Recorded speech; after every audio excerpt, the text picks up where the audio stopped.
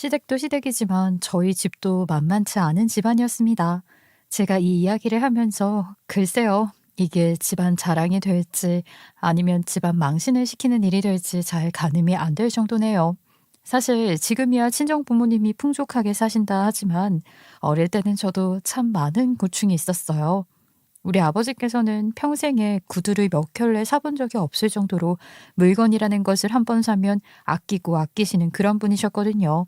그렇다고 집안 형편이 조금 어려운 정도였냐? 그건 절대 아니었어요.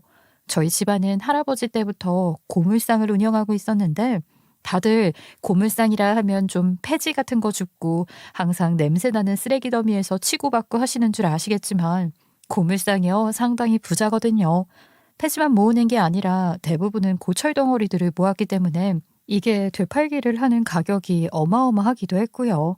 고물상을 운영한다는 게 예전에는 뭐 사람들 인식에 쓰레기를 줍는 거랑 뭐가 다르냐, 아주 거지들이나 하는 일이다 하는 사람들도 많았지만 실상은 진짜 알부자이다 이겁니다. 그 고물상에 굴러들어오는 휴대폰만 해도 얼마나 되는 줄 상상도 못 하실 거예요. 물론 이걸 불법적으로 다시 고쳐서 대포폰 같은 걸로 되팔기를 하는 양심 없는 고물상들도 있긴 있죠. 불법을 아무렇지 않게 자행하는 사람들이 판을 치는 세상이니까요. 물론 저희 아버지께서는 청렴결백하게 고물상을 운영하셨기 때문에 절대로 그런 일은 없었지만요. 그래도 그 고철덩어리들이 제값을 하니까 꽤 많은 부를 쌓으셨어요. 이게 나름 가업이기도 했고 또 가족들끼리 물려오는 자리이다 보니까 고물상 터가 얼마나 큰지 이 땅만 팔아도 값이 꽤 나온다 이 말입니다. 제가 이 이야기를 왜 제일 처음부터 하고 있냐면요. 사람들의 인식과는 다르게 제가 그렇게 가난하게 살아온 것은 아니었다 이 말을 하고 싶어서예요. 물론 하고 다니는 행색 자체는 별로 좋지 않았었기 때문에 오해를 많이 받긴 했죠. 우리 아버지께서는 근검절약이 몸에 배어 있으신 분이셨기 때문에 제 운동화 밑창이 구멍이 나도 대수롭지 않게 생각하셨거든요. 아빠, 친구들이 내 운동화의 바닥에 구멍이 뚫려 있어서 놀린단 말이야. 비가 오면 양말도 다 젖어버리고 그러면 냄새도 엄청 난다고. 나 운동화 하나만 사주면 안 돼? 시장에서 파는 운동화 말고 브랜드 운동화 있잖아요. 친구들이 그거 신고 달리기 하면 엄청 빠르대. 브랜드 운동화가 얼만데 그런 걸 사달라는 거야. 그리고 보니까 밑창에 구멍이 크게 난 것도 아니더구먼. 아직 1년은 더 신을 수 있어. 네가 발이 커져서 임마 신발 신기가 힘들어지면 그때 내가 새로 사주마. 알겠지? 그리고 시장 운동화가 얼마나 좋은데? 이거 신으면 달리기가 더 빨라져. 본인만 재질이 궁상으로 하고 다니는 게 아니라 가족들에게도 그렇게 강요를 하셨었고요. 물론 고물상집 딸이라는 게 싫을 때가 많긴 했지만 좋았던 기억도 있었어요. 고물상 터가 워낙 난잡하니까 술래잡기를 한다거나 아니면 숨바꼭질을 하기에는 완전 천국이나 다름없었거든요. 친구들이랑 맨날 학교가 끝나면 고물상 터에 모여서 뛰어놀다 보니까 꾀재재한 건 덤이었죠. 일부 친구들은 냄새가 난다고 거짓골이 싫다고 저랑 놀아주지 않기도 했지만 저는 그렇게 생활을 하면서도 늘 행복했어요. 아버지께서 짠돌이라는 것 빼고는 우리 가족은 늘 화합이 잘 되었거든요. 그렇게 제가 대학을 갈 때까지도 우리 집은 고물상이라서 손을 놓지 않았고 제가 대학을 졸업하고 취직을 해서도 고물을 모으시면서 부모님께서는 두런두런 두 분이서 시간을 보내며 사셨어요. 자식들 전부를 다 고물 팔아서 학교를 졸업시키고 결혼을 시켰다는 것에 상당한 자부심이 있으셨는데 저는 막상 결혼할 땐 좀 부끄러운 마음도 들긴 했어요. 우리 남편이 처음에 저희 친정집이 고물상을 한다고 하니까 조금 싫어하는 눈치를 보여주긴 했었거든요. 폐지 줍는 사람들에 대한 인식이 상당히 고정적이잖아요. 그래서 그런 건지 우리 남편도 좀 편협적인 생각을 가지고 있었는데 막상 결혼을 하고 나서 발라당 다 까고 보니까 다른 거였죠. 나는 고물상이라고 해서 리어카에 쓰레기 줍는 그런 일 하시는 줄 알았어. 내가 그동안 너무 몰랐던 것 같아. 아니 철근이라는 게 그렇게 비싼 거였어? 그냥 고물덩어리인 줄 알았더니 말이야. 고물상이 완전 노다지 사업이라는 걸 당신이랑 결혼하고 나서 알았잖아. 게다가 저희 고물상 터 자리가 상당히 좋은 터라고 했었잖아요. 평수도 넓은 땅을 가지고 있었거든요. 그럴 수밖에요. 그 많은 고물들을 쌓아 올려 모아야 했으니까요. 근데 이게 할아버지 때부터 내려오는 가업이다 보니까 그 당시 자리를 잡으셨을 땐 별거 아닌 싼 땅이었는데 시간이 지나고 개발이 되고 서울 땅값이 올라가면서 지금은 꽤 비싼 땅자리가 된 것이었어요. 그러니까 저도 금액까지는 자세하게 모르겠지만 땅값이 억수로 올랐다 이 말입니다. 아무튼 남편은 저랑 결혼을 한 이후에 고물상이라는 것을 달리 보게 되고 인식이 바뀌게 되었는데 정말 아무리 설명을 하고 우리 집 잘났어 하고 말을 해도 시댁 식구들의 인식은 바뀌지가 않더라고요. 아니 바깥 사돈께서는 무슨 일을 하시길래 상견례를 주말에 하자고 하셔서 주말에는 쉬시는 줄 알았더니만 일을 하다가 오셨나 봐요. 혹시 뭐 용접 같은 거 하세요? 은근히 쇠 냄새 같은 게 나는데 용접일이야 돈 잘 버는 일이라 하더니 말대로 전문직이신가 봐요. 아닙니다. 제 몸에서 쇠 냄새가 그렇게 많이 나나요? 제가 속이려야 속일 수가 없네요. 저는 대대손손 고물상을 물려받아 운영하고 있습니다. 고물상이요? 폐지 짓고 어디 공사 현장에 버려진 물건들 가져다가 재활용하는 그 고물상을 운영하신다고요? 대부분 사람들은 제가 쓰레기 처리하는 줄 알지만 사실 이 고물상이 상당한 노다지 사업이거든요. 나중에 사돈도 버릴 거 있으시면 저한테 주시면 됩니다. 하하. 처음 상견례를 하던 자리에서도 시어머니가 우리 아버지 행색을 보더니만 살짝 눈살을 찌푸리셨는데 고물상 일을 한다고 하니 역시 그럼 그렇지 하는 표정을 하시더라고요. 저는 어릴 땐 그저 고물상이 놀기 좋아서 좋았고 사춘기 때는 좀 부끄럽긴 했지만 이 고물들로 대학까지 졸업할 수 있어서 자랑스러웠는데 시어머니가 그런 눈으로 바라보니까 조금 속이 상하는 듯 했죠. 하지만 그 자리에서 제가 구구절절 무슨 이야기를 하겠어요. 상견례 자리에서까지 고물상을 가지고 논쟁을 펼치고 싶은 생각도 없었고 우리 집 잘 살아요 해봐야 좋을 거 없을 것 같아서 그냥 오해를 하게 내버려 두었었어요. 돈 자랑 해봐야 너네 집에 돈 있다며 네가 다 준비해와 할지도 모르는 일이었으니까요. 맛있는 음식이 눈앞에 있는데도 은근히 풍기는 새 냄새 때문에 식욕이 좀 사라지네요. 다음번엔 다시 만날 자리가 만들어진다면 그때는 일을 쉬시는 날로. 저희 고물상은 쉬는 날이 없는데 어쩌죠. 아무튼 이렇게 상견례 자리를 하게 되어 참 기쁩니다. 언제 시집가려나 했던 저희 딸이 막상 제품을 떠나 결혼을 한다고 하니까 감회가 남다르고 그러네요. 저희가 다른 거 해줄 건 없고 딸아이 결혼 선물로 신혼집은 하나 해주고 싶습니다. 결혼을 하겠다고 하는데 저희가 그 정도 선물은 해줘야 하지 않겠나 싶어서요. 사돈 어른이 참 통도 크십니다. 그러면 아이들 신혼집 걱정은 하나도 없겠군요. 혼수집이나 열심히 뒷바라지하면 되겠습니다. 시어머니가 입을 삐죽 내밀 수밖에 없었죠. 집을 저희 친정에서 해준다고 하니까 결혼을 반대하는 말도 저희 집이 고물상을 한다고 무시를 하고 싶어하는 말도 뱉을 수 없었거든요. 저는 사실 아버지께서 신혼집을 해주실 거라는 걸 전혀 모르고 있었기 때문에 그 자리에서 좀 많이 놀라긴 했어요. 우리 아버지께서는 구두 하나를 사면 5년 이상을 신으시는 분인데 신혼집을 떡하니 제 결혼 선물로 제 명의로 해주신다고 하니까 얼마나 감사했는지 그 덕분에 시어머니도 입을 꾹 다물 수밖에 없었죠. 예, 고물상을 하면 그렇게 돈을 많이 버시니? 아니 딸 결혼 선물로 신혼집을 떡하니 해주신다 하는데 놀라지 않을 사람이 어디 있겠어? 고물상이라 하면 솔직히 다들 인식이 가난이랑 연관이 되는 법인데 내가 고물상이 뭔지 잘 몰랐던 것 같네. 그 수익 구조가 어떻게 되니? 시어머니가 은근히 저에게 속닥거리면서 물어보시길래 어차피 한 가족이 될 거 숨겨서 뭐 하겠냐는 생각으로 저희 고물상 자리 땅값부터 시작해서 수익 구조에 대해 아주 간략하게만 설명을 해주더니만 세상에 하는 말과 함께 더 이상 아무런 말도 못 하시더라고요. 사실 저 하나만 따지고 보면 제가 그렇게 능력이 대단한 사람은 아니었거든요. 그러니까 평범한 대학 나와서 중소기업에 다니고 있으면서 남들 버는 것만큼 벌면서 살고 있었는데 우리 남편은 달랐어요.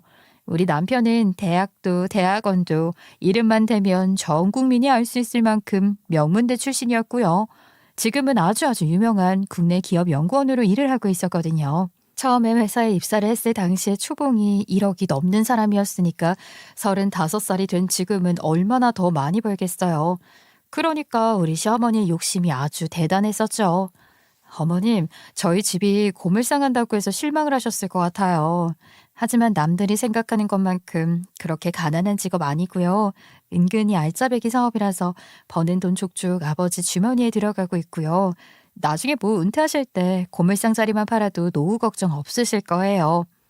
아이, 솔직히 고물상이라는 말 들었을 땐 우리 아들이 미쳤나 했다. 솔직히 너도 얘 인정할 건 인정해야지. 우리 아들이 얼마나 잘났니? 그 나이에 그 정도 벌기 쉬운 거 아니라는 거 잘 알잖아. 그런데 데리고 며느리감이 글쎄 중소기업에 다니면서 월급도 직거리라고 하지 집안은 고물상 운영한다고 하지. 아유 내가 얼마나 놀랬겠니? 시어머니는 손으로 부채질까지 해가면서 본인의 황당함을 토로했어요. 우리 남편만 그렇게 능력이 좋았던 것이 아니라 사실 우리 도련님도 상당한 사람이었거든요. 무지하게 똑똑했던 싹이 어릴 때부터 활짝 피어 있었던 사람이라 의대를 졸업한 뒤에 의사로서 일을 하고 있었기 때문에 우리 시어머니는 남편의 짝으로 도련님이 어디 괜찮은 의사 하나 물어와 주길 기대하고 있었던 것 같더라고요. 이해는 하죠, 어머님. 어머님께서 정확하게 고물상이 어떤 일을 하는지에 대한 정보도 없으셨을 거고, 제가 그렇다고 빼어난 사람도 아니었으니까요. 내 말이 그 말이다. 아무튼 내가 우리 둘째 아들한테 그렇게 사짜 직업까진 괜찮은 여자 없냐고 네 형 소개 좀 시켜주라고 난리를 쳤는데 갑자기 결혼하겠다고 데리고 온 여자가 너였으니 내가 얼마나 놀랬겠냐고. 내가 혹시 이렇게 말을 한다고 너무 마음에 담아두고 그런 거 아니지? 다 지난 이야기니까 그냥 솔직하게 이야기하마. 어머니 마음 이해가 안 가는 건 아니지만 이렇게 결혼까지 했으니까 이제는 저 좀 예뻐해 주세요. 내가 원래 사람한테 쉽게 마음 여는 사람은 아니라서 말이다. 아니 어차피 가족이 되었으니 좋든 싫든 평생 봐야 하는데 언젠가는 예뻐해 주지 않겠니? 아무튼 내가 머리까지 싸매고 누웠었다는 거 아니니? 이 결혼 죽어도 못 시킨다고. 아니 어떻게 데리고 올 여자가 없어서 고물상집 여식을 데리고 오냐고 말이야. 의사랑 결혼시킬 생각을 하고 있었는데 이게 말이나 되니? 아 내가 얼마나 황당했겠어. 그래도 결혼 반대 더 이상 안 하시고 저 허락해 주셔서 감사합니다. 제가 많이 부족하지만 내조도 잘하고 그래 볼게요. 너무 미워하지 마세요. 여자가 당연히 내조를 잘해야지. 내가 생긴 건 신식이어도 이 마인드는 구식인 사람이야. 우리 아들이 마누라 도움도 못 받고 그러면 내가 얼마나 속상하겠니? 알아서 잘할 거라 믿어 의심치는 않지만. 아무튼 우리 아들이 딱 한 번만 만나보자고 조르지 않았으면 상견례 자리도 안 나갔을 거다. 내가 아들한테 약한 사람이라 어쩔 수 없이 자리에 나갔지만. 그러면서 입을 삐죽이는데 시어머니랑은 친하게 지내긴 어렵겠다는 생각이 신혼 초창기부터 강하게 들더라고요. 시어머니가 말하는 뉘앙스는 우리 아들 너무 잘났다. 우리 아들 짝으로는 너는 부족하다. 이것이었어요. 근데 대놓고 저한테 꾸지람을 한다거나 잔소리를 하진 못하는 상황인 거죠. 신혼집 또한 저희 친정에서 해준 거지. 고물상이 사실은 가난 가는 거리가 먼 직업이라는 걸 수익 구조를 통해 알게 되었지. 그러니까 우리 집에 돈은 좀 있나 보다 싶으니까 나중에 아들한테 무슨 도움이 될지 모르니 저를 며느리로 받아준 것이었던 거죠. 물론 시자 붙은 사람이 저한테 잘해주면 얼마나 잘해주었겠어요. 내가 너를 며느리로 인정한 것만으로 해도 만족스러워할 줄 알아야 한다 하는 마음이 뼛속까지 새겨져 있던 시어머니였는데요. 적어도 우리 아들에 비해 격이 떨어져도 너무 떨어지니까 당장 짐 싸서 나가 이런 소리를 안 했다. 뭐 요 정도였습니다. 시어머니는 저를 미워하지도 예뻐하지도 않았고 시아버지도 저에게 별 관심이 없었는데 저희 부부가 결혼을 하고 얼마 되지 않아서 일이 생기게 되었어요. 저희 친정아버지께서 체력이 급격하게 떨어진다 하시더니만 완전히 몸져 누우실 정도로 시름시름 앓으신 게 아니겠어요? 아빠 언제까지 방 안에 이렇게 누워만 있을 거예요. 하루 빨리 병원에 가봐야지. 얼굴도 누렇게 뜨고 손도 덜덜 떨고 매일같이 열이 올랐다가 내려앉았다가 한다며. 내가 의사는 아니니까 잘 모르지만 이거 단단히 문제가 생긴 거라니까 빨리 동네 병원이라도 가요. 친정아버지를 닥달해서 동네 병원으로 갔더니만 간에 염증이 생긴 것 같다는 거예요. 아이고 이게 황달이 온 것도 간 때문이었고 몸에서 계속 염증이 생기는 바람에 열도 나고 기력이 사라진 것이었어요. 동네 병원에서는 치료가 어렵다고 하길래 급하게 대학병원을 알아보게 되었죠. 일단 예약을 해야지만 정확한 병명을 알 수 있으니까 병원마다 전화를 걸었는데 초진을 받는 것만도 3개월 이상이 걸린다고 하는 거예요. 동네 병원에 가서 약을 받아 먹으라는데 자식 입장에서 그게 너무 속상하고 미치겠는 거죠. 동네 병원에서도 치료가 안 된다고 거절을 당한 상태였는데 어딜 가서 무슨 약을 받아 먹겠어요. 이를 어쩌면 좋니? 세상에 아픈 사람들은 다 여기 모여있나? 초진받는 것만 3개월이 걸린다고 하니까 아주 막막해 죽겠구나. 이래서 의사하고 변호사 하나씩은 친구로 둬야 한다는 말이 있나 봐. 아유, 내가 그런 친구 하나 없이 인생을 헛살았다는 생각이 드네. 그 순간 우리 도련님이 의사라는 사실이 떠올랐죠. 아버지 병 때문에 정신없었는데 우리 도련님이 대학병원 의사잖아요. 제가 바로 도련님한테 SOS를 쳤어요.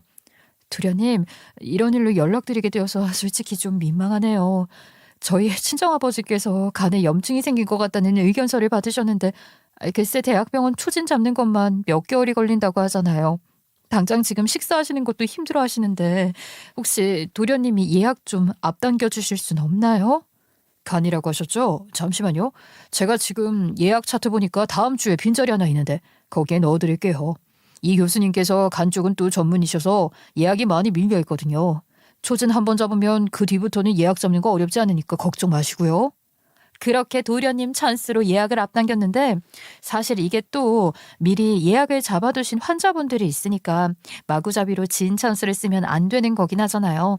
티가 안 나게 조정을 했어야 했는데 급한 마음에 너무 앞당겨 버려서 도련님이 교수님께 혼이 났다고 멋쩍게 말을 하시더라고요. 너무너무 미안한 마음이 들어서 커피 기프티콘도 보내주고 치킨 기프티콘도 보내주고 그랬죠. 아무튼 도련님 덕에 우리 아버지께서는 3개월 이상 기다려야 하는 초진을 일주일 만에 받았고요. 염증을 낮추는 시술이 필요하다고 그래서 응급으로 시술까지 받게 되었어요. 너무 고마운 일이 아닐 수가 없었죠. 우리 아버지께서 얼마나 더 큰 병으로 번지게 될지 모르는 상황에 도련님 덕분에 재빠른 치료가 가능했으니까요. 저는 이 사실을 시댁에 신이 나서 말을 했어요. 어머님, 정말 의사 아들 두셔서 든든하시겠어요. 제가 도련님 덕분에 이번에 아주 큰일을 치렀잖아요. 저희 친정아버지가 간염으로 고생하시는데 도련님 덕분에 진료도 빨리 보고 치료도 적절하게 이뤄져서 지금은 기력도 되찾으셨고요. 도련님께 너무너무 감사한 거 있죠. 뭐라고? 아니, 너 지금 우리 아들한테 그런 일을 부탁했다는 거야? 어머머 세상에 예약해서 시간 기다리고 있는 환자들은 바보니? 어떻게 이런 일을 우리 귀한 아들한테 시킬 수가 있어? 어? 우리 아들이 사람 살리는 의사야 의사. 일이 얼마나 바빠 죽겠는데 예약을 당겨서 잡아달라는 하찮은 부탁을 하고 앉았니? 아버지 병환이 점점 깊어지시는 것 같아서 어쩔 수가 없었어요. 도련님께서도 흔쾌히 해주셨고요. 도련님 덕분에 저희 아버지 더 병원이 깊어지기 전에 치료받을 수 있어서 감사하다고 감사 인사 드리려고 이야기를 꺼낸 건데. 생각이 없다 생각이 없어. 우리 아들이 형수가 전화해서 해달라고 하는데 거절할 수 있겠니? 안 그래도 바쁜 애한테 나는 우리 아들 시간 뺏길까봐 아까워서 부탁도 못하고 전화도 못하는데 아니 니까짓 게 결혼한 지 얼마나 됐다고 벌써부터 우리 아들한테 전화해서 그런 귀찮은 부탁을 하냐 이 소리야. 어머니 제가 생각이 짧았네요. 죄송합니다. 저는 도련님 자랑을 하려고 말을 꺼낸 건데 시어머니가 버럭하니까 어쩔 줄 몰라 고개를 푹 숙였었죠. 전날 당직을 하고 아침에 퇴근을 했다던 도련님이 시어머니의 소리에 잠이 깼는지 거실에 나와보셨고 제가 죄송하다고 고개를 숙이고 있으니까 대강 눈치를 챘는지 시어머니를 딱 막아 서주더라고요. 얼마나 고마웠는지 도련님이 슈퍼맨 같았다니까요. 엄마, 그거 부탁하는 게 뭐 어려운 일이라고 형수를 그렇게 쥐잡듯이 잡아요. 결혼한 지 얼마 안 됐으면 어때? 가족끼리 서로 도울 수 있는 건 돕는 거지. 그리고 3개월 초진 기간 기다렸다가는 사돈어른 정말 큰일 날 뻔하셨어. 이럴 때 의사 찬스 써야 마땅한 거 아니야? 나중에 엄마도 어디 아프면 바로 말해요. 물론 우리 남편도 제 편에 서서 이야기를 해주긴 했지만 시어머니 눈에는 그저 며느리한테 푹 빠진 팔푼이로 보였었나 봐요. 도련님이 팩트만 가지고 시어머니한테 요목조목 이야기를 하니까 시어머니도 아무 소리 못하더라고요. 저는 이 일이 친정 부모님 귀에 들어가게 되면 속상해 하실까봐 남편 입단속도 시키고 말 한마디 하지 않고 있었는데 우리 시어머니가요 또 전화를 해서는 입방정 제대로 떤 거 있죠. 생색으로 오지게 내고 싶었던 건지 뭔지 정말. 사돈 이번에 저희 둘째 아들 병원에서 시술도 받고 그러셨다면서요. 우리 아들 덕에 진료도 빠르게 당겨서 보시고 말입니다. 우리 아들이 그거 예약 당겨 잡아주느라 글쎄 교수한테 혼나기까지 했다지 뭡니까. 그 이야기를 듣는데 내 속이 어찌나 상하던지. 나는 우리 아들이 눈밖에 나기라도 할까봐 그런 부탁 한 번을 못 해봤는데 말입니다. 우리 며느리는 무서운 게 없는지 그런 부탁을 잘도 하대요. 제가 참으로 어이가 없어서 며느리 좀 잡았습니다. 알아두시라고요. 그 이야기를 듣는 저희 부모님께서도 얼마나 황당하셨겠어요. 속으로는 어이가 없었지만 겉으로는 뭐 시어머니한테 티도 못 내고 결국에는 저에게 전화를 하셔서 사정 다 들었다면서 속상하지 않았냐, 괜찮았냐 하시는데 시어머니가 그렇게 원망스러울 수가 없더라고요. 굳이 다 지난 일을 입 밖으로 꺼내서 저희 부모님 걱정시킬 이유가 뭐가 있겠어요. 아휴, 혼난 게 뭐 대수인가요? 아버지 병이 더 깊어지는 것보다야 훨씬 낫지요. 저 괜찮으니까 너무 걱정하지 마세요. 어머님이 어떻게 말을 하셨는지는 모르겠지만 그렇게 심하게 혼난 것도 아니었어요. 저 진짜 괜찮아요. 애써 부모님 마음을 달래드리고 전화를 끊었는데 그것조차 신경이 쓰였던 건지 친정 부모님께서 시댁으로 좋은 선물들을 사서 보내셨더라고요.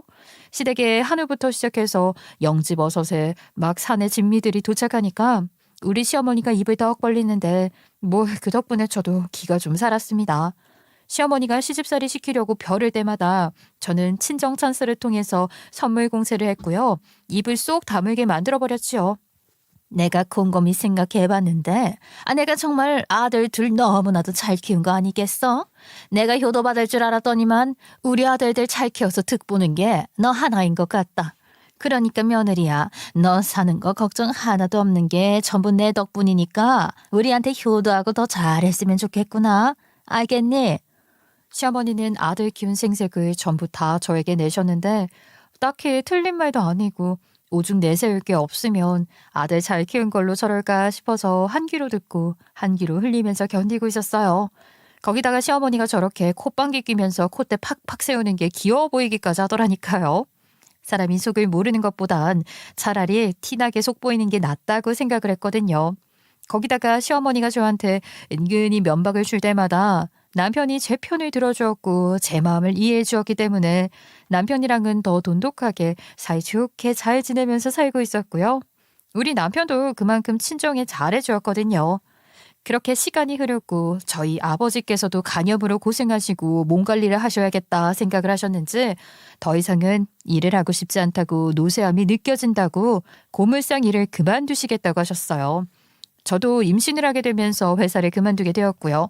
사실 우리 남편이 직장이 무척이나 탄탄했기 때문에 외벌이로 산다고 한들 문제가 될 게 없었어요.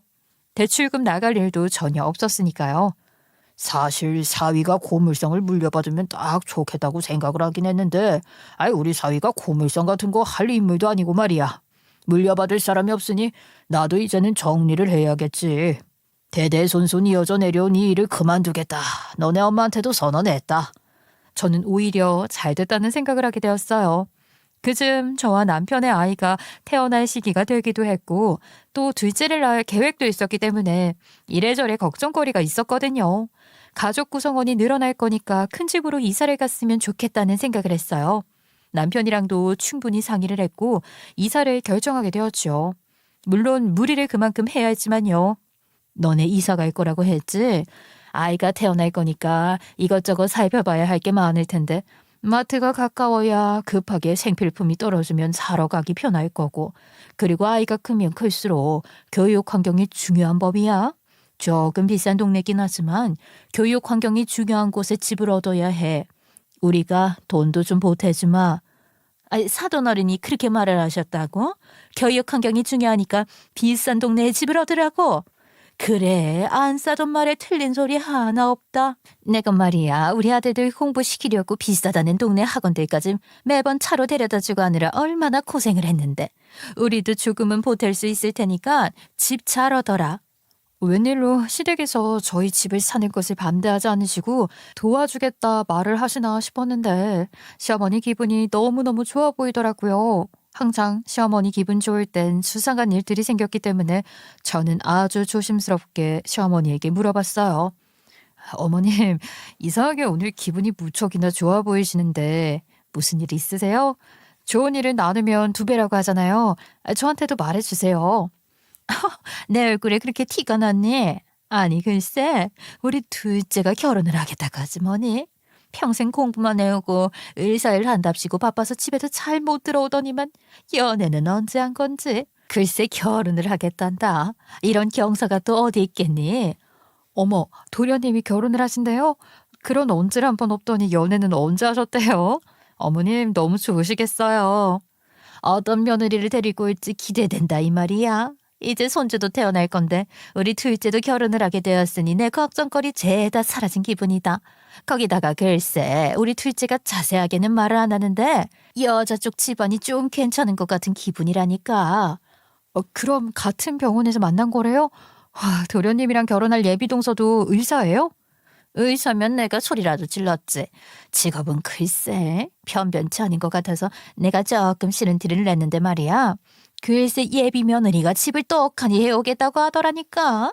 둘째 아들 결혼시킬 때 집 해줘야 하나 싶어서 적금 들어둔 거 안 깨고 있었는데 그쪽에서 집 해온다고 하니까 너네 집 이사 가는 거에 돈도 보탤 수 있는 거야. 아이고 우리 아들 둘이 전부 다 와이프를 잘라둬서 처가가 빵빵한 것 같으니 앞으로 나는 걱정 하나도 없다. 시어머니가 신이 나서 저한테 자랑을 마구마구 하는데 저는 도련님이 웬일인가 싶었어요. 사실 우리 도련님이 평생 공부만 했던 사람이라서 여자를 대할 줄도 모르고 어색해하고 뭔가 실리를 잘 따지지 못하는 사람이었거든요. 딱 쑥맥이라는 표현이 어울리는 사람이라고나 할까요? 그런 도련님에게 집안 빵빵한 여자가 붙었다고 하니까 신기했죠. 아무튼 좋아서 연애하다가 이제는 결혼을 한다고 하니까 얼마나 다행이겠어요. 처가가 빵빵하면 나중에 도련님이 대학병원에서 나와서 개원할 때 도움을 받을 수도 있을 것 같았고요. 저는 잘 됐다 싶었어요. 또 도련님이 저에게 잘해주었기 때문에 저도 도련님의 결혼을 진심으로 응원할 수 있었죠. 원래 가는 게 있어야 오는 게 있는 법이니까요. 아무튼 도련님도 나를 잡고선 상견례를 하게 되었는데 그 자리에 저랑 남편도 나갔죠. 처음으로 보는 예비 동서니까 정말 잘 지내고 싶다는 생각도 있었고 우리 도련님이 고른 여자가 얼마나 대단한 여자일지에 대한 기대감도 있었어요. 제가 출산을 앞둔 만삭이라서 뒤뚱뒤뚱하면서 나갔는데 예비 동서 얼굴이 좀 쎄한 거예요. 이걸 어떻게 표현을 해야 할지 모르겠네요. 그니까 제가 뭐 관상을 보고 그런 사람은 아니지만요. 예비 동서의 얼굴이 약간 욕심이 그득그득하고 뭔가 그런 사람 있잖아요. 성격도 좀 세 보이는데 얼굴이 또렷해서 양아치 같아 보이는 그런 물론 생긴 거로 판단하면 안 된다고는 하지만 그런 느낌의 사람이었다 이 말입니다. 근데 상견례 자리에 양가 식구들이 다 모여 있는데 아주 충격적인 이야기까지 하더라고요. 저희도 첫째내가 출산을 앞두고 있어서 지금 당장 결혼 준비를 하면 정신이 없을 것 같습니다. 첫째내가 아이 출산을 하고 또 뭐 아이 키우다 보면 하루가 어떻게 흘러가는지도 모른다고 하니까 조금 천천히 둘째 결혼식을 준비했으면 하는 생각이 있습니다. 내년쯤 결혼식을 올리는 건 어떨까요? 어머 아버님 쇳불도 당김에 빼랬다고 저는 말 나온 김에 바로 결혼 준비해서 결혼하고 싶은걸요. 그리고 제가 이 자리에서 말을 하려고 꽁꽁 숨기고 있었는데 어머님 아버님 손주 하나 더 보시게 생겼어요. 제가 아이를 가졌거든요. 요즘은 혼수로 아이 오는 게 오히려 축복이라는 말도 있잖아요. 저출산 시대에 제가 애국을 하게 되었답니다. 그러니까 배 나오기 전에 하루빨리 식을 올렸으면 좋겠어요. 아니 임신을 했다고? 그렇게 대책 없이 임신부터 하면 어떡하니? 아유 배 나오기 전에 결혼식을 올리고 싶다고 하니까 어쩔 수가 없네. 우리도 천천히 둘째 결혼시키려고 했는데 아이부터 낳고 결혼식을 올리는 모양새도 영 좋지 않으니까. 그렇게 예비 동서는 신이 나서 이야기를 하는데 이상하게 도련님 표정이 좀 어둡더라고요. 보통 아이를 가져서 빨리 결혼을 하고 싶다고 말을 하면 도련님도 같이 동의를 해야 하는데 도련님은 아무 소리도 하지 않고 있었어요. 그래도 뭐 저는 도련님이 의사니까 일이 많아서 피곤해서 저러나 보다 하고 넘어갔단 말이죠. 저와 남편은 도련님과 예비동서에게 결혼 축하한다고 말을 했고 상견례 자리는 훈훈하게 마무리가 되었어요. 근데 며칠 뒤에 도련님한테서 전화가 오더라고요. 형수, 제가 물어볼 사람이 형수밖에 없어서요. 형수는 결혼 준비 어떻게 했어요? 저 진짜 요즘 피곤해 미치겠어요. 결혼 준비하면 싸울 일도 많긴 하지만 그래도 서로 원하는 바가 확실하면 준비하는데 어렵지 않을 텐데요. 도련님이 딱히 원하는 게 없으면 그냥 동서 하고 싶은 대로 하게 내버려 두세요. 그랬다간 정말 파산할 것 같아서 그래요. 아니 예비 신부랑 우리 엄마랑 짝짝꿍이 맞아도 어쩜 그리 잘 맞는지. 호텔에서 결혼식을 안 해. 드레스는 수입선을 입네. 아주 제 의견을 듣지도 않고 물어보지도 않고 난리를 치고 있다니까요. 형수 때도 이랬어요. 도대체 결혼 준비 어떻게 했어요? 마치 진절머리가 난다는 듯이 이야기를 하는데 저도 이해는 가더라고요. 사실 제가 결혼할 때는 친정에서 거의 모든 비용을 보태주었기 때문에 시어머니가 나서서 이래라 저래라 하지 못했었거든요. 근데 동서는 시어머니랑 하나하나 이야기를 나누면서 준비를 하는 것 같았어요. 아, 그래서 도련님 표정이 안 좋고 요즘 피곤해 보였구나 하면서 이런저런 이야기를 나누게 되었어요. 저는 출산 직전에 이사를 갈 집을 계약을 하게 되었고 나중에 시부모님께 말을 해야지 하다가 양수가 터지는 바람에 급하게 출산을 하게 되었어요. 정말 이렇게 아이가 갑자기 나오는 줄은 꿈에도 몰랐거든요. 이게 시기가 터져도 한 방에 터진다고 시어머니는 도련님 결혼 준비하느라 바빴고 저는 집 계약하느라 바빴는데 이렇게 출산까지 하게 된 것이었죠. 아무튼 18시간의 진통 끝에 아들을 떡하니 낳았고 조리원에서 푹 쉬는 동안 도련님은 결혼 준비하면서 힘든 이야기를 막 저에게 털어놨어요. 그나마 들어줄 사람이 저뿐이었나 봐요. 도련님의 이야기도 이야기인데 저희가 이사갈 집 문제가 조금 난감하게 되었어요. 자세하게는 나중에 이야기를 하겠지만 저희 부부가 지금 살고 있는 집 계약이랑 이사갈 집 계약이 맞물리게 되면서 약간 시간이 붕 뜨게 된 것이었어요. 집 때문에 고민이 많았는데 여기서 더 대박인 게 우리 아버지가 고물상을 그만두시면서 그 자리가 놀게 되었잖아요. 아니 거기에 글쎄 대단지 아파트가 들어오게 된 거 있죠. 내가 이번에 말이다. 땅을 보상받으면서 팔게 되었는데 이게 가격을 낮춰받으면서 분양권을 2개나 받게 되었지 뭐냐. 너희가 이사를 가기로 계약한 집보다 훨씬 위치가 좋은 것 같은데 말이야. 여기랑도 가깝고 초등학교도 가깝고. 원래 여자는 친정이랑 같이 사는 게 더 좋지 않냐는 말도 있지 않니. 나도 나이가 드니까 딸이랑 가까이 살고 싶다는 욕심도 들고 우리 손주도 더 자주 볼 수 있었으면 좋겠고. 그러니까 아예 분양권 받은 집으로 들어와서 살아라. 그 말을 듣는데 고민이 좀 되더라고요. 이런저런 상황이 맞물린 상태에서 또 하나 신경이 쓰이는 것이 시어머니랑 동서가 어찌나 짝짝꿍이 잘 맞던지 도련님 이야기를 듣는데 기가 막히더라니까요. 아니 식장 투어를 하느라 드레스 고르느라 제가 무려 3주나 조리원에 있었는데 3주 동안 손자 얼굴 궁금하지도 않은지 조리원에 아이를 보러 한 번을 안 나타나더라니까요. 날이 가면 갈수록 도련님 목소리는 개미 목소리 되고 저는 몸조리를 하면서 도련님의 고민을 들어주고 아무튼 할 거 다 했다 이 소리입니다. 산후조리하기도 바빠 죽겠는데 말이에요. 그렇게 시간이 지나고 지나서 우리 아파트가 붕 뜨는 바람에 어쩔 수 없이 남편이랑 상의 후에 월세로 들어가게 되었어요. 이게 계약이라는 게 신중해야 하는 법이더라고요. 갑자기 그렇게 분양권을 받게 될 줄 누가 알았겠냐고요. 이럴 줄 알았으면 조금만 더 고민을 해보는 건데 아무튼 월세로 살아도 친정 지원도 있고 남편 월급이 꽤 괜찮으니까 오히려 세금은 절감이 되기도 하고 아무튼 그렇게 좋은 게 좋은 거다 하고 있었어요. 시어머니는 제가 이사간 집에서 독방 육아로 아이를 키우고 있는데 동서랑 다니느라 구경도 오지 않더라니까요. 솔직히 서운했어요. 그렇게 애타게 찾던 첫 손주였는데 동서랑 맞아서는 그렇게 3개월이라는 시간이 지나고 동서도 배가 슬슬 티가 나더라고요. 드레스를 입으려면 더 배가 나오면 안 될 것 같죠. 일단 예약은 전부 다 마친 상태니까 걱정은 없다만 어머님 저 빨리 결혼식 올려서 어머님의 진짜 며느리가 되고 싶어요. 동서는 누구보다 결혼식을 기대하는 모습이었어요.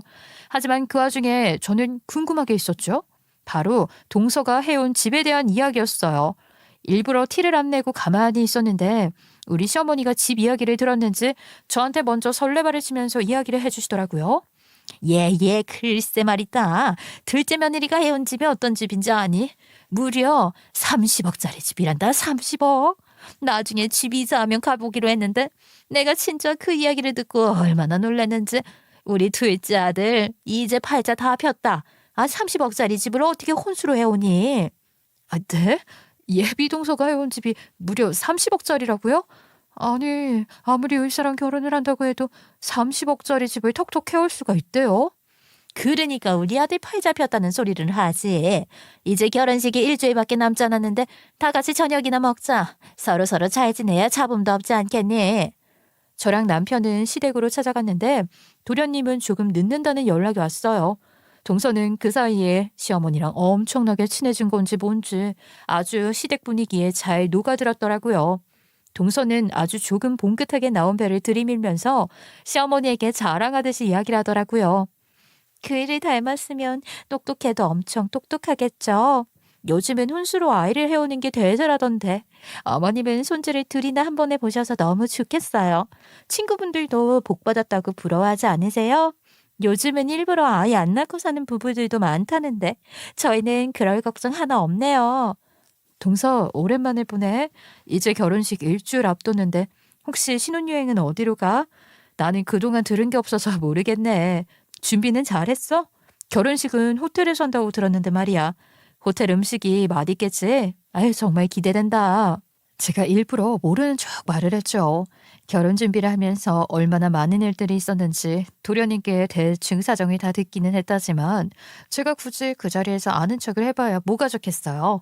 동서한테 굳이 아는 척을 해봐야 뒤로 동서 흉봤다는 이야기밖에 안 될 것 같아서 시치미를 뚝 떼고 있었는데 동서가 저를 위아래로 훑어보면서 틱틱거리는 거예요. 형님 애 가지고 살 얼마나 찌셨어요? 요즘은 산모들도 다이어트 한다고 하던데 형님은 그런 거 신경 한 번을 안 쓰셨나 봐. 아, 형님은 이사했다고 들었는데 조리원에 있는 동안 이사해서 아주버님 혼자서 이사 준비 다 하셨다면서요? 힘드셨겠다. 거기다가 월세라면서요? 맞아. 우리가 집을 지금 애매하게 떠서 일부러 월세로 구했어. 전세 사기도 많다고 하잖아. 동서는 혼수로 30억짜리 집을 해왔다며? 어디에 있는 집인데? 내가 들은 게 없으니까 너무 궁금하네. 아무래도 우리도 이사 준비를 계속 했다 보니까 집에 대한 관심이 많아서 말이야. 요즘 학구열 열풍이 대단하다는 목동 쪽이에요. 의사 남편 얻는데 당연히 이 정도 혼수는 해와야 하는 거 아닌가? 저희 부모님께서 통 크게 해주셨어요. 덕분에 저도 어머님 아버님 앞에서 기도 세고 서로 윈윈이라는 게 이런 건가 봐요. 그러면서 유세를 떨길래 그냥 코웃음 한번 쳐주었어요. 솔직히 30억짜리 아파트, 뭐 대단한 거긴 하지만 저도 말을 아끼고 있었거든요. 저는 일부러 결혼식으로 말을 돌렸죠. 동서는 아직 젊고 배도 별로 안 나왔으니까 드레스 입으면 티도 안 나겠다. 결혼식을 호텔에서 하니까 분위기도 좋겠지? 아주 예쁠 것 같아. 결혼식 기대된다. 근데요, 형님. 살도 하나 못 빼시고 옷은 맞는 게 있으세요? 솔직히 월세 사는 형님네가 오신다고 하니까 제가 마음이 좀 그러네요. 저희 호텔 결혼식이라 밥값도 비싼데 축의금은 내실 수 있으세요? 아무리 아주버님이 잘 번다 하더라도 혼자 외벌이신데 부담 갖지 마시고 그냥 오지 마세요. 뭐라고? 동서, 도련님 결혼식인데 우리 보고 오지 말라는 소리는 뭐야? 축의금 그거 하나 못 낼까 봐서 이런 식으로 사람 무시하는 것 같은 행동은 좋지 않아. 축의금 해봐야 얼마나 한다고. 우리 남편도 연봉 무지하게 높거든. 오히려 도련님이 대학병원에서 버는 것보다 훨씬 많을 텐데. 그래봐야 사저 직업도 아니잖아요. 무시당할 만하니까 무시하죠.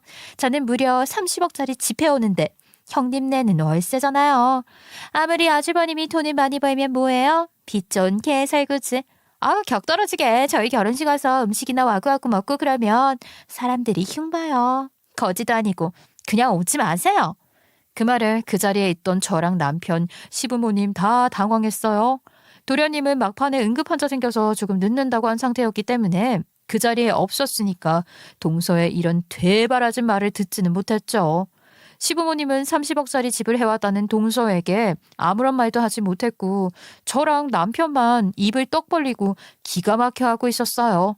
저를 보면서 싱긋 웃던 동서년이 글쎄 여기 있는 사람들이 전부 다 자기 편이라고 생각을 했는지 필터링 없이 계속 막말하더라니까요. 어디 거진년이 내 결혼식에 와서 초를 치려고 해? 격 떨어지게. 제가 기가 막혀서 헛기침을 하고 우리 남편이 한마디 하려고 재수 씨 하는데 안 되겠다 싶어서 바로 휴대폰을 들어서 전화를 걸었지요. 제 깜짝 행동에 우리 시부모님도 남편도 당황한 것 같더라고요. 아, 도련님. 예, 저예요. 제가 아무리 생각해도 이건 아니다 싶은 생각이 드네요.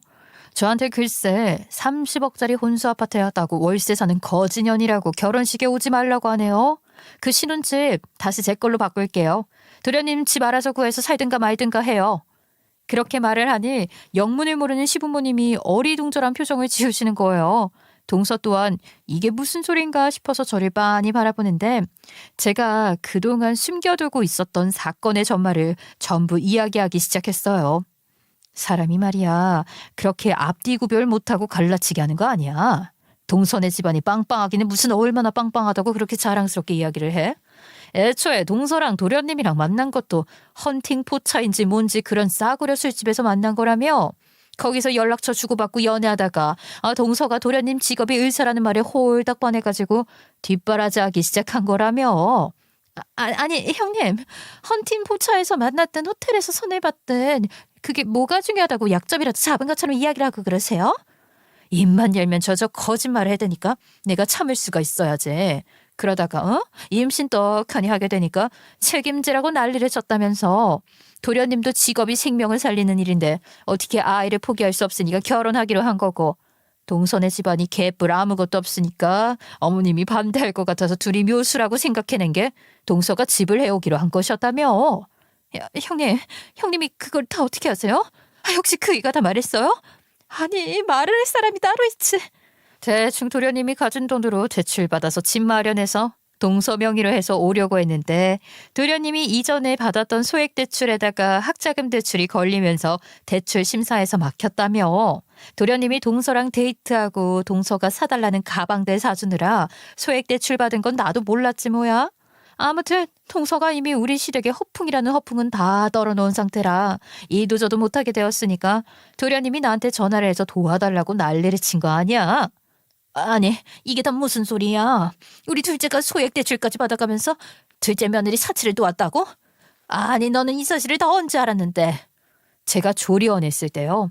어머님이 동서랑 짝짝꿍 맞아서 호텔에서 결혼을 하니 수입산 드레스를 입니 하실 때 저한테 도련님이 매일같이 전화해서 죽겠다 하면서 고민 털어놓았다고요. 어떻게 한치 앞도 모르고 그런 짓을 하세요. 아휴, 다행히도 저도 이사를 가려고 집을 계약해둔 상태에서 저희 아버지 고물상 털을 팔면서 분양권을 얻게 된 거죠. 훨씬 좋은 동네에 좋은 위치에 집을 얻게 되었으니 원래 계약했던 집을 어쩌겠어요? 이미 계약금 잔금 다 치렀는데 눈 뜨고 코 베일 수도 없고. 그러면 말이다. 지금 네 말은 너희가 들어가서 살려고 계약했던 그 집을 우리 둘째네한테 넘겼다 이 말이야? 당장 돈 없다고 어떻게 하냐고 시퍼렇게 질린 도련님을 그럼 모른 척해요? 일단 전세로 살게 해주고 2년 뒤에 돈 모아서 이사를 나가라고 했죠. 동서가 임신까지 했다는데 어머님한테 허락받는 게 먼저라고 생각을 했으니까요. 저희가 분양권 받는 집 지어지는 동안에는 월세살이 좀 하다가 완공되면 이사를 가자고 남편이랑 손에 조금 봐도 양보해주자 했던 거라고요. 이거 사기 아니야. 지금 그러면 처자들이 해온 집에서 둘째네가 들어가 살면서 둘째 며느리가 지가 해온 집이라고 생색을 다 떨었다는 거 아니야? 정확하세요 아버님. 가만히나 있었으면 제가 그냥 웃어 넘기려고 했는데 누구 보고 지금 거지년이래. 그리고 그 집이 무슨 30억짜리 집이니? 큰 평수 매매가는 그럴지 몰라도 우리 부부한테 30억이라는 돈이 어디 있다고. 거기다가 거기 전세인 집이었는데 대충 10억 정도 하는 집인데 어머님 아버님한테 잘 보이겠다고 부풀렸던 거예요. 어머나, 저도 속은 거라고요. 그이가 구했다던 집이 형님 집인 줄 알았으면 저도 입 다물었죠. 몰라단 말이에요. 그래, 내가 말하지 말라고 그랬거든. 알아봐야 우리 사이만 더 어색해지지 않겠어? 도련님이 하도 죽을 상을 하고 있길래 내가 양보하겠다고 하고 한 발 물러서 준 거지. 도련님이 예전에 우리 아버지 아팠을 때 누구보다 빠르게 진료받게 해주고 신경 써줬던 게 고마워서 이런 것쯤은 서로 도울 수 있겠지 싶어서 말이야. 우리가 그거 월세 낸다고 당장 굶어야 하는 것도 아닌데 2년 정도는 당연히 해줄 수 있다고 생각을 했거든. 근데 동서 꼬락서니 보니까 안 되겠다. 이게 다 무슨 말이야 진짜? 입이 있으면 둘째 네가 한번 말해봐라. 그럼 30억짜리 아파트는 죄다 거짓말이었던 거야? 그것도 전세라고? 아이고, 2년 뒤에는 무슨 거짓말을 하려고 이런 사기를 치고 그래, 이년아. 너 그렇게 개털 아무것도 없으면서 그런 결혼식 준비하느라 쓴 돈들 죄다 우리 아들이 그동안 모아뒀던 돈으로 사치를 하는 거였던 거야? 우리 아들이 소액 대출까지 받아가면서 너 집안이 잘 사는 거지 하는 일도 없다고 했던 것도 죄다 구라냐고? 아니, 제가 일부는 좀 부풀렸지만요. 전부 다 거짓말은 아니고요. 저희 집안도 그렇게 못 사는 집안은 아닌데. 그러니까 이 말을 하면서 동서가 누나를 이리저리 굴리는데 딱 보니까 뭐 죄다 거짓말인 것 같더라고요. 이고 우리 아들이 제대로 된 집안 여식 만나서 앞으로 돈 걱정 없이 사는 줄 알았더니만 이거 완전히 사기 결혼 아니야. 이런 결혼을 어떻게 시켜? 내가 남들 보기 쪽팔려서 어떻게 시키냐고. 너 인연이 어디까지 나를 속여 먹으려고. 아이고. 그럼 어떻게 해요? 저는 임신까지 했는데 저는요 구박받고는 못 산다고요. 어머님이 형님도 엄청나게 구박을 하셨다면서요. 형님은 결혼할 때 떡하니 집해왔는데도 구박을 그렇게 했다면서요. 저는 가진 게 없는데 그럼 어떻게 하라고요? 동서가 의분을 토하면서 말을 하는데 시어머니가 기가 막힌지 헛기침만 하고 시아버지는 입 떡 벌리고 있고 우리 남편은 삿대질하면서 분노를 참지 않았죠. 누가 누구 보고 거지년이라고 하는 거야? 앞으로 절대로 재수 씨 얼굴 보고 살 일 없을 거고 그 집도 우리가 다시 들어가서 살겠어. 누구 좋으라고 월세까지 버려가면서 그 집을 넘겨. 아주버님, 진짜 저한테 왜 그러세요?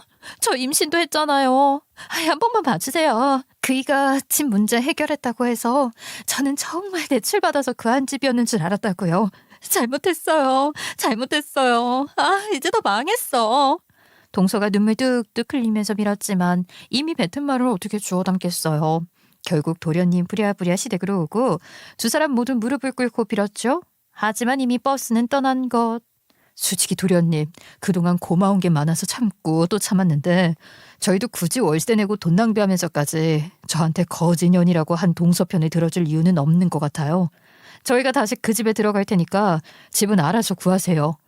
졸지에 우리 남편 3개월 사이에 이사만 2번 하게 되었죠. 집을 빼앗겠다고 말을 하니까 도련님이랑 동서랑 둘 다 다음 주에 결혼인데 어떻게 하냐고 신혼집을 당장 어디서 구하냐고 난리가 났어요. 도련님한테는 미안하지만 제가 그냥 넘어가면 호구밖에 더 되겠어요. 동서한테 본때를 보여주기 위해서라도 절대 그냥 못 넘어가죠. 시끄럽다. 뭘 잘했다고 징징거려. 어디서 살긴 어디서 살아. 우리 집에 남는 빈방 2개나 있는데 여기 들어와서 살아라. 시아버지의 합가선언에 동서 얼굴 시퍼렇게 질리고 우리 시어머니 이를 뿌득뿌득 소리나게 갈더라고요. 시아버지 덕분에 시집살이에 확정난 거죠. 저는 은근히 시어머니한테 잽을 한번 날려줬어요. 어머, 어머님 좋으시겠다. 동서 마음에 든다고 그렇게 칭찬을 하시고 저희 아들 얼굴 보러 한번 안아보셨으면서 어머님 이쁜 둘째 며느리랑 사시게 돼서 얼마나 좋으세요? 시어머니 눈 세모나게 뜨면서 저만 노려보고 씩씩대더라고요. 저는 웃음 나오는 거 간신히 참았네요. 그러게 인생사는 출입안이라고 항상 겸손하게 살아야 하는 법인 거지. 가만히나 있으면 굴러들어오는 덕. 아니 집이었는데 나대긴 왜 나댔을까요? 그렇게 시댁에서 난장판인 사기 행각 싹 밝히고 집에 돌아오자마자 신나서 사연 올리고 있는데요. 저 진짜로 다음 주 결혼식 너무 기대되잖아요. 당장 시집살이 당할 동서도 고소해 죽겠어요. 제가 다음에 다시 한번 후속편 들고 찾아오겠습니다. 저의 웃지 못할 이야기 들어주셔서 감사합니다.